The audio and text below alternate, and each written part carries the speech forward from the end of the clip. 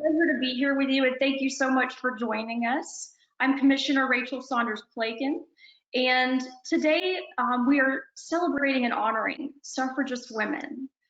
Before 1920, women would meet for tea parties during their effort to get the 19th Amendment passed. And so we've decided to begin hosting these monthly online teas in their honor as we learn from history. And today, I want to share with you, I'm drinking orange spice tea in celebration of Florida oranges. So I'm also going to give you a brief overview about what's happening around our state, because it's very interesting, some of the events that are going on right now. And you can find all of these events at floridasuffrage100.org, floridasuffrage100.org. And one event's coming up Saturday, June 27th. It's a virtual event at 10 a.m. Florida's Female Pioneers, celebrating the anniversary of women's suffrage in Ormond Beach with their historical society. July the 1st at 6:30, Orange County Regional History Center has an event with WUCF, and they're showing a film called The Vote. So all of these events you can find again on floridasuffrage100.org. And they should be very informational events to celebrate women's suffrage. So we're pleased to hear that. We're also pleased that Dr. Steinhaus is with us today from Seminole State College. She is a professor of history and humanities there. She earned her doctorate in history at McGill University. After completing a master's there and a bachelor's at Gonzaga, her research focuses on the interaction of gender, politics, and culture. And that's pretty much what we're talking about today, is how the current events, the current pandemic and other events are affecting women and have affected women in the past, because as we often know, history repeats itself. So let's start with 1918 and the Spanish flu, which when I was researching the ratification of the 19th Amendment last year, and I was giving speeches around Florida about the 19th Amendment, and I don't remember seeing very much about the Spanish flu, and I began to research that this year. As we all know, COVID has brought to our minds the history of the Spanish flu. And just as it is today, back in 1918 to 1920, there was very little that doctors could really do for patients. So it was really up to the nurses to care give and to be a symbol of hope. Dr. Steinhaus, how do you think that affected the way that people viewed nurses and the way that people viewed women at that time, that nurses played such an integral part of the Spanish flu? I think there was a huge shift in understanding what women were capable of. If we look back in history, it's incredible to think that it was really in the middle of the 1800s that we saw women emerge as nurses for the first time, with people like Florence Nightingale in the Crimean War and Clara Barton in the 1860s here in the United States, and the emergence of organizations like the Red Cross. So there was a huge change in terms of understanding women as professionals and nurses as professionals, instead of women as nurses solely in the home. And that move towards looking at women as professionals and women's work, what was sometimes considered women's work, right? Nursing. I think really made the argument that that women deserved to have an equal right and an equal role as citizens. Yeah, and these were great tragedies. You know, let's not forget that. I mean, there was, while people were going through it, I'm sure there was very little good that could be seen. But then yet, we all know that sometimes good does come out of a horrible situation. Absolutely. Yes. How do you think that led to the ratification of the 19th Amendment in 1920? Because looking at the dates, the Spanish flu from 1918 to 1920, and then the ratification of the 19th Amendment in 1920. I mean, it was right there at the end of the flu. Absolutely. I think the Spanish flu also has to be viewed in conjunction with the First World War. And a lot of the troops mobilizing and coming to and from Europe in particular helped spread that flu very quickly. And it meant that a number of men who might have filled medical care roles were instead engaged in the war effort in other ways. So the war opened a different space for women to take on professional work. And I think that absolutely that move towards a more global world, the same way today when we look at pandemics, we have a global perspective, right? We are able to travel in ways we never have before for business, for pleasure. Right. Those are all shifts to a very different kind of society, and the roles from women absolutely shift as well. So women showed that they could work in factories, that they could be things like drivers, that they could do all sorts of work no one ever thought women were capable of during the war. And the nursing during the pandemic, I think, helped clinch the deal. That's interesting. And we've all seen the posters with Rosie the Riveter during World War II. How do you think the Spanish flu, coupled with World War I, as you just mentioned, led to more women in manufacturing? Absolutely. I think when men were going to fight, since at that time there weren't combat roles for women, that someone else needed to take those roles. Those were total war situations where particularly World War II for the United States, where we were engaged much longer and much more fully than we were in the First World War. So what women were expected to do and needed to do changed. And as soon as women meet those civic obligations, as soon as they fulfill certain responsibilities, there's the idea that rights and responsibilities go hand in hand, and that creates a whole different political dialogue. Absolutely. And as we know, even in 1920, when women gained the right to vote, there were still challenges to Black women. Can you speak to that? Absolutely. Women of color overall faced incredible voting barriers. We see barriers against Latin women. We know women in Puerto Rico weren't able to vote until about 1929. Asian American women, and also certainly Black women experiencing barriers like poll taxes and literacy taxes. It's different looking at women in the workplace, particularly when we look at women of color, because they're disproportionately impacted by poverty. And when we look at those women's experiences, often, whereas middle and upper class white women were fighting for the right to vote, or the right to, in the 50s and 60s, use, for example, a college education in a professional way, we see that those women sometimes are lobbying for the right to be able to stay home with their families. And their experiences were not being introduced to the workplace for the first time. Instead, in cases there, we're looking for a very different support system. So there's a growing awareness, I think, over the course of the 20th century that the movement for women's suffrage and the movement towards some sort of equality for women has to embrace all women's concerns. And that includes not just well-to-do white women. Sure, and it also disproportionately affected poor women. Absolutely.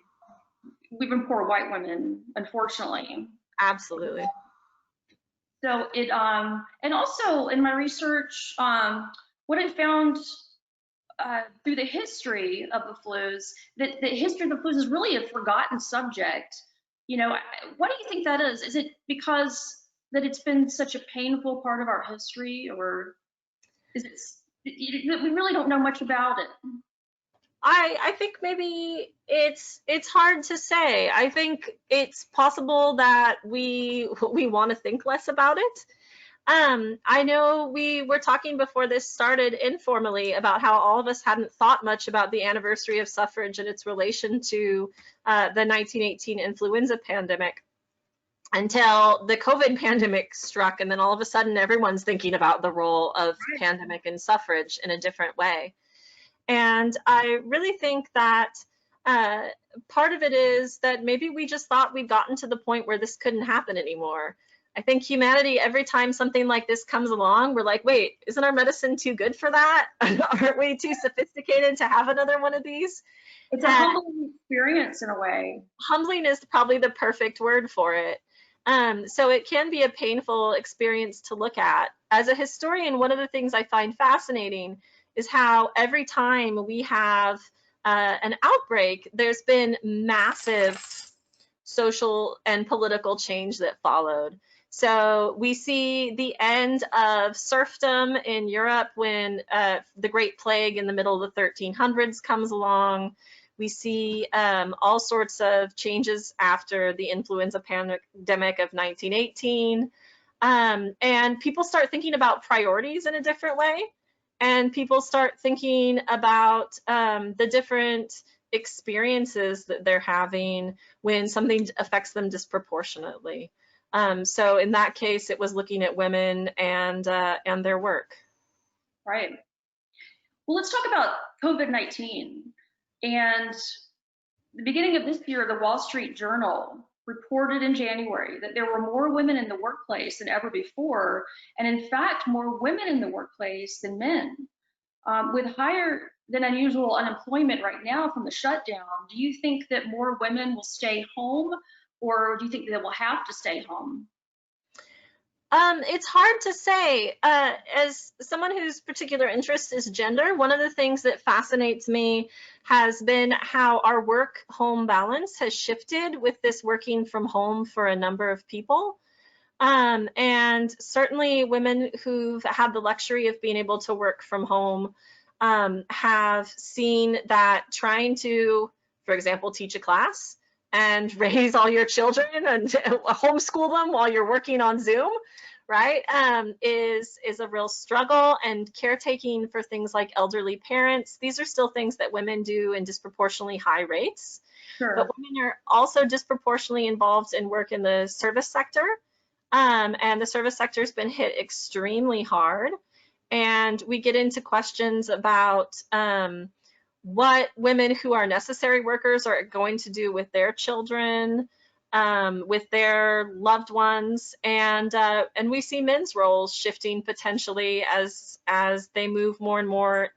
I think we've seen fatherhood shift dramatically since the 60s and 70s. There's a real different role for men as caretakers, but a lot of women, I think, who are faced with unemployment or who are employed and at home, think about those family responsibilities in a different way, since historically they've been associated with those things for so long. Yeah, and the plus may be that more professional women may be able to work from home and, in a sense, have it all. Maybe for the first time using technology, do you think? I don't know. That's what I'm going to be so curious to see. And I think, and this is based purely on anecdotal evidence, that we've seen men in their parenting roles change dramatically too, because when everyone's in the house together, everything changes. But we also look at things like single parents or women who can't work from, right? My sister, for example, is a nurse, and her husband's a journalist, and trying to balance going into work while he's at home with the children is a project. And I'll be interested to see how gender roles continue to evolve. Definitely. Well, is there any other thing you would like to add? Any other information about pandemics or anything we haven't covered? I think one of the things we're going to look at when we look at women's experiences is it'll be interesting to see what the dialogue that comes out of this about social class disparity issues are, because those are, of course, highlighted by people with pre-existing conditions or people without healthcare access. So it'll be interesting to see how those issues impact women.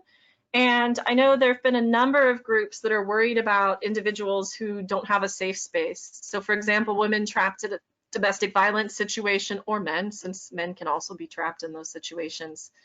How to get out in a time period where we're doing a certain amount of distancing. So it's hard to predict the future, but historically we've always had dramatic shifts following periods of disease, women's suffrage and helping to push that through is a great example.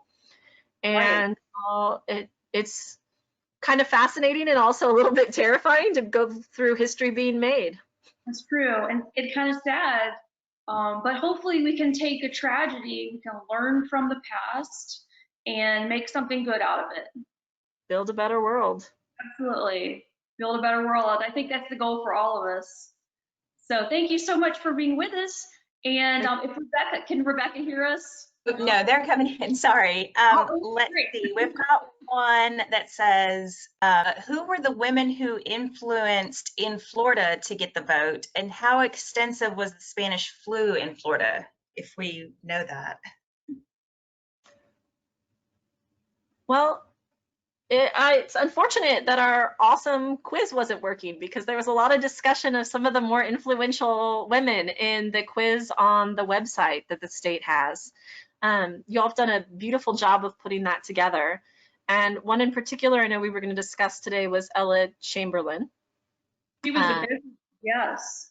Who was a huge impact and was a great example of a woman who wrote newspaper columns about the subject, and who looked at the wider experiences for women. I think one of the things that that movements like Black Lives Matter or movements like the suffrage movement have demonstrated, it's that politics and social change are inseparable. And that for Ella Chamberlain, that meant she was very involved in movements for supporting women who were single parents because they'd been widowed, and she created a special fund to help them. And so she was already, I think, very sophisticated in terms of thinking about how diverse women's experiences needed to be reflected if what the goal was women's equality. That's true. And then we can't, if we're talking about Florida, we can't forget Ms. Enid Dryer in Fellsmere, Florida, was the first woman to cast her vote. And she actually did that a couple of years before the ratification of the 19th Amendment. And the way that she was able to do that was when they did the city charter and they sent it to the legislature in Tallahassee. The good old boys up in Tallahassee forgot to read it, and they just passed it. It apparently had women's suffrage in there for locally for Fellsmere.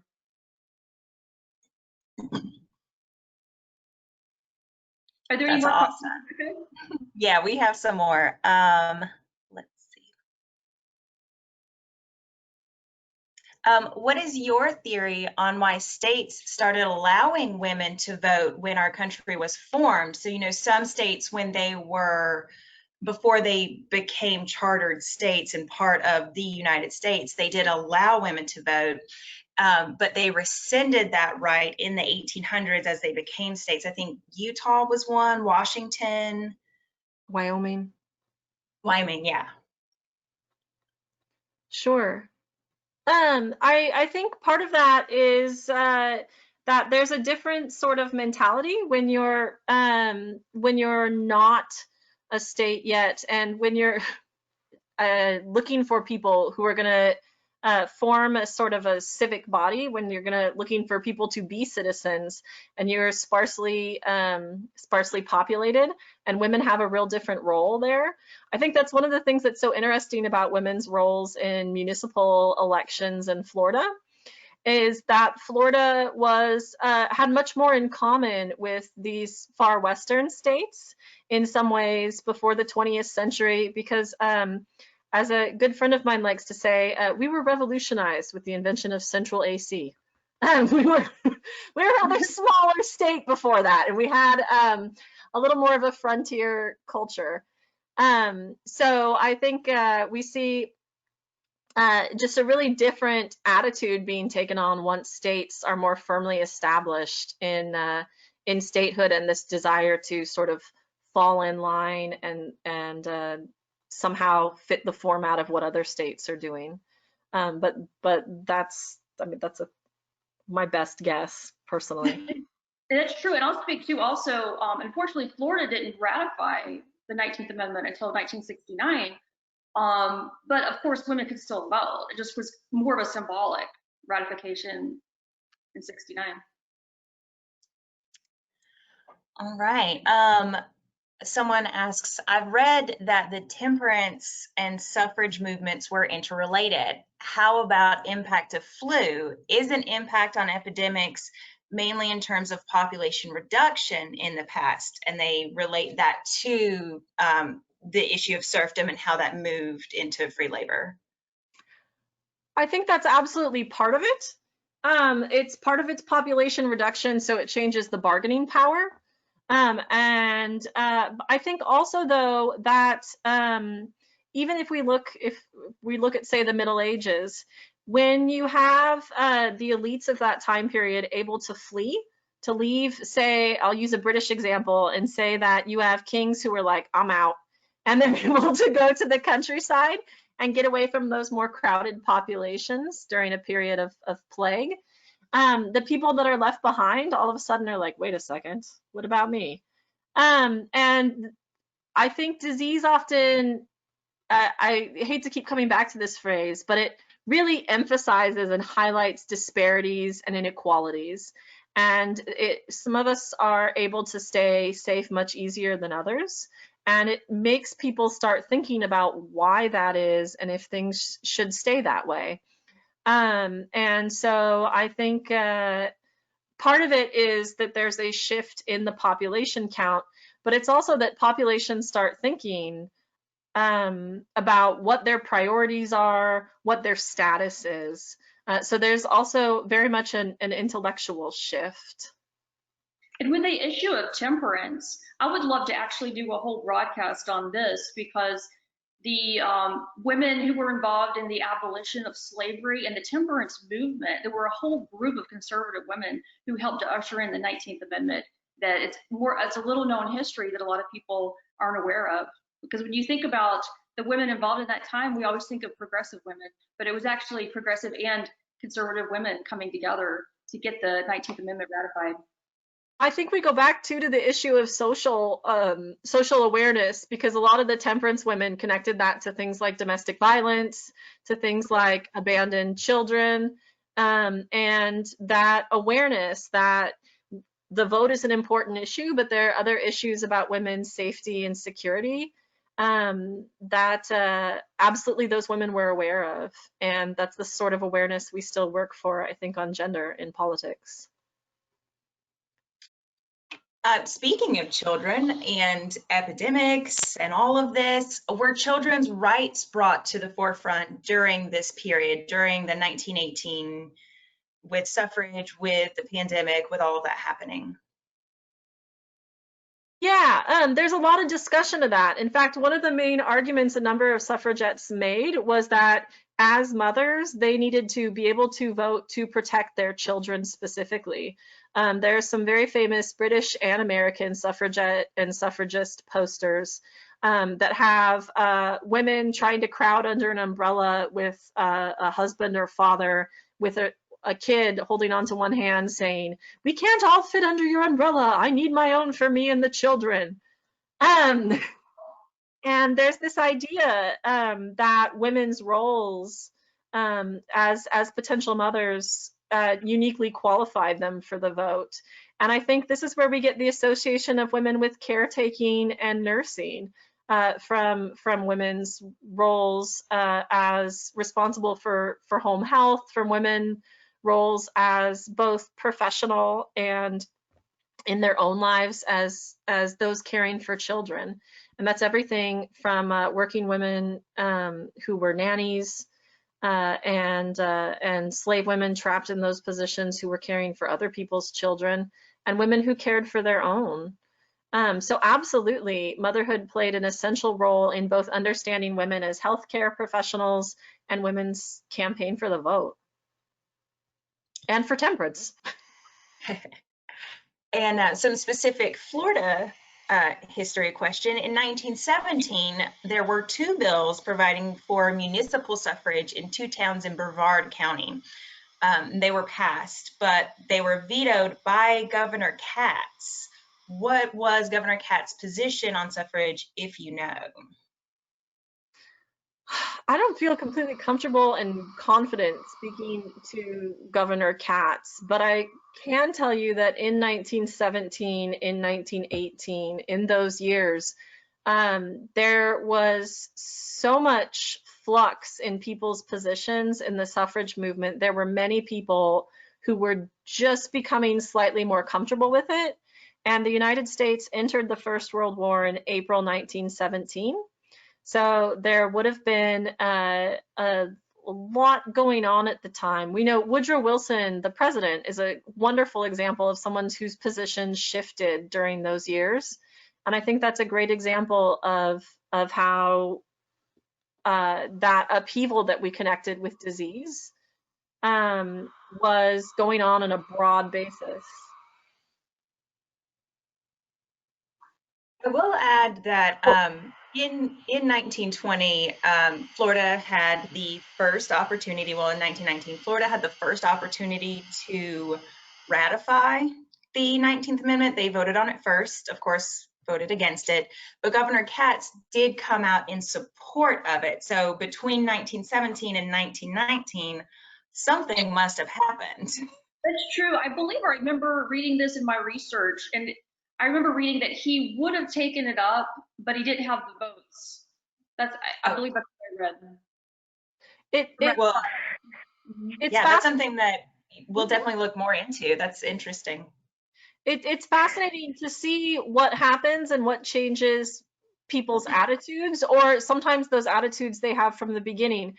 I think one of the most famous cases is in Tennessee, where at the last moment they got the last vote they needed because one of the politicians' mothers called him up and told him, "This is important. Go vote for this for me." And he said, "Mom, do I have to?"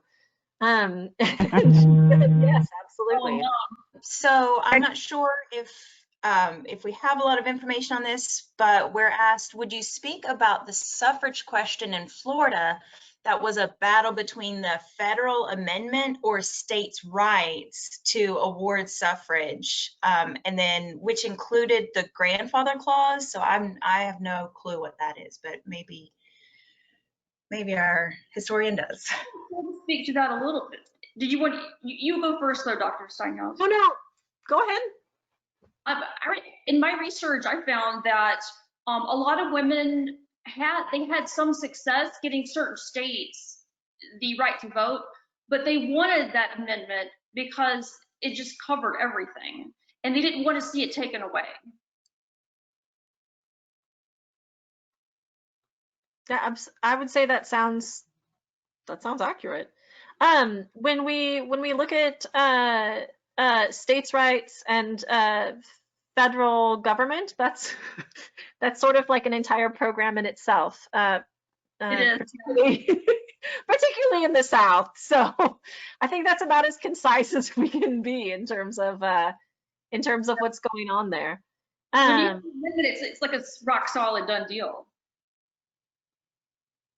I do know and Florida wasn't part of this, but representatives were sent. There was an association of Southern states for suffrage, and they pushed for states' rights, not national, because they wanted to be able to control what women voted, specifically by race. I think probably the more we dig into women's suffrage in the South, we come to a number of painful questions of endorsing segregation for a number of those movements. Absolutely. And I think there's also this notion of interference, and it's wrapped up in race, but it's also wrapped up in power dynamics between local spots and the federal government in ways. I mean, I hate to keep coming back to the current pandemic, but we still debate what the role of federal government should be, and what state government should be, and what local government should be. That's in a system like the United States, it's a pretty defining question that I don't think we'll solve anytime soon. But no, absolutely, I would also tie that to race. And it's uncomfortable to look back at the history of suffrage and see women willing to throw other women under the bus, for lack of a better description. But it's part of understanding that time period, and part of a measure of in 100 years how we're getting closer to that. And we're talking about how that still needs work today. Absolutely. So I think we probably have time for one more. And I mean, obviously, race is on everyone's mind. There's a lot of things happening today that are, bringing these questions up too. So what do we know about the African American women's effort to obtain suffrage, especially in Florida? It looks like someone has done some research, and they are saying that they saw slightly more Black women voting in 1920 in Cocoa, Florida than white women. I think understanding African American women's movement for the right to vote is incredibly complicated. And I think we look at a national level, we have incredibly powerful examples of women who were affiliated with national organizations. Like Ida B. Wells is a great example of a very powerful suffragette. We look at people like Sojourner Truth, right? There's a lot of very famous figures, and a lot of figures who aren't as famous as they deserve to be. But we also have sometimes separate organizations, particularly focused on Black women achieving the right to vote, because there continue to be problems with them getting the right to vote because of segregation, because of Jim Crow laws. So there was sort of this extra barrier, right? What Patricia Hill Collins famously calls double jeopardy, where women of color are combating both sexism and racism. So each state has a relatively unique experience for women of color. I think that if we look at the community of women in Florida at the time, that's probably responsible for the statistics that our questioner asked about. And we know that Florida has a wonderful tradition in some areas of very strong independent. Here in Central Florida, Eatonville is our famous example of a strong, traditional, thriving Black community, which is a great example of a community where there are business people, there are politicians who are people of color, and you would probably see a greater number of women able to organize for civic participation in that way. But I don't personally have enough information about Brevard to tell you why in Cocoa in that year there were so many women out getting the vote. That's wonderful to hear. I'm not sure about specifically Cocoa, but I do know that in South Florida, we did, of course, have Mary McLeod Bethune working diligently and, treacherously. She was risking her life to actively go into those communities and make sure that women were registered to vote and getting to the polls. And it was some phenomenal work. Absolutely. She was a wonderful person in history. I was reading about her recently, and she is really the embodiment of the American dream in many ways. And the daughter of slaves, and brought herself up by her bootstraps and really made a difference in the world. Absolutely. Well, we are at 1:45, so I think Dr. Steinhaus, Commissioner Plakin, if you have any closing comments, we can do that, and then Kelly's going to wrap us on up. I just want to thank you so much again, Dr. Steinhaus, for being with us. And this has been a wonderful lesson in history. And as I said before, we can oftentimes learn from the tragedies of history and make something good out of it. And I thank you so much for helping us and shining a light on the history of women in our nation and the suffrage movement. Thank you. Thank you.